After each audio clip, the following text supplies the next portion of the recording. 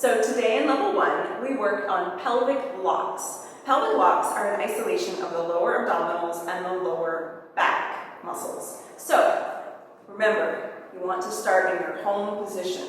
So whether or not your arms are in fifth or modified second, right? Your feet are parallel, your knees are bent, your pelvis is neutral, you have a wrap in the rib cage, you're open in the diaphragm so you can breathe, right? And relaxing the shoulders.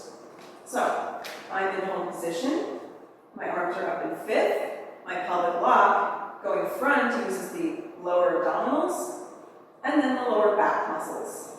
Lower abs, lower back, lower abs, lower back. Front, back, back. And today I also had a request to break down undulations and isolations. So I know that for some of you who are doing this on Zoom, it can be a little bit hard to see. So remember that our undulations are a three-part movement, and we can go from up to down or down to up. Now I'm going to turn to the side. So you can see me from the side, but also from my reflection. And my arms will be in fifth.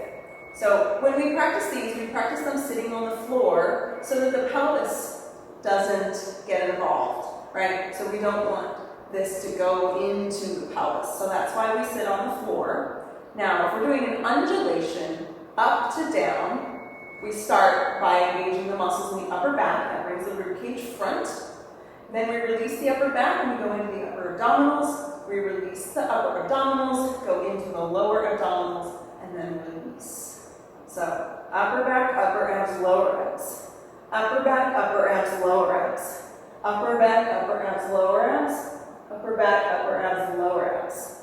So as you can see, my pelvis isn't moving that much, right? So if I were to let it go into the pelvis, it would look like that, right? So that's an undulation up to down because we start in the upper back, we go down the body. Now, we also have undulations down to up, right? So that's the same muscles, now we're just going in the opposite direction. So we go lower abs, upper back. So I like to say belly button in, ribs back, ribs front. Lower abs, upper back.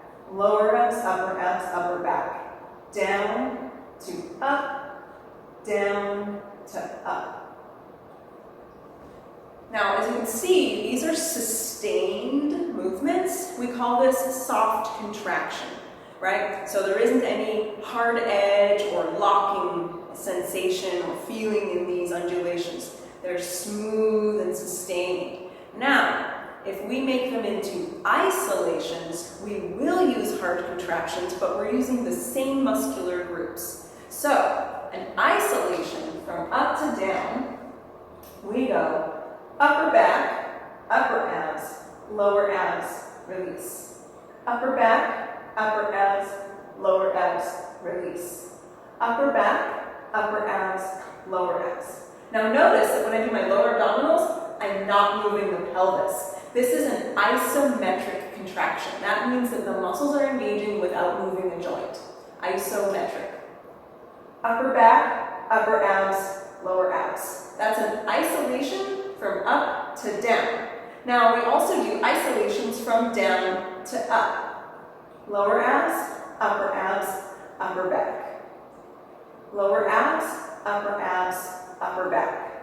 So if we start with our hard contraction, isolation from up to down, upper back, upper abs, lower abs, upper back, upper abs, lower abs, and we smooth it out, it becomes an undulation. Up to down, up. Other way, lower abs, upper back, isolation down to up, we smooth it out, and it becomes an undulation, down to up.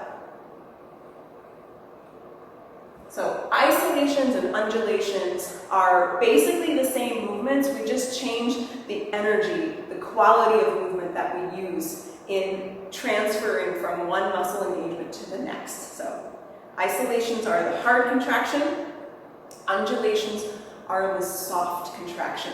Now this difference between hard and soft contractions is a big theme in the Salin-Core format, and we work on this with our ribcage squares and circles. So remember, squares are hard contraction, circles are soft. Same muscles.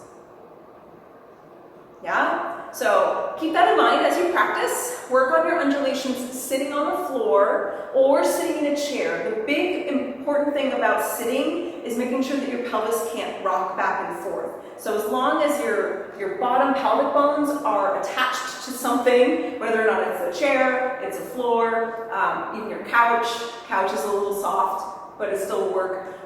You'll still get that upper body isolation. So we're trying to separate the upper body from the lower body. And remember, no matter what, if you're standing, be in home position. Check in with that home position, right? That's probably the most important thing that you're learning right now. Because without that, nothing else is it's not gonna work. It's gonna be really challenging if your legs are straight, if your pelvis is out of alignment. So always remind yourself, home position, and work on the precision and the accuracy of those muscular contractions. So I hope that was helpful, and after this will be the combination from the back to Habibi Aini, and I will see you in class next time. Thank you so much.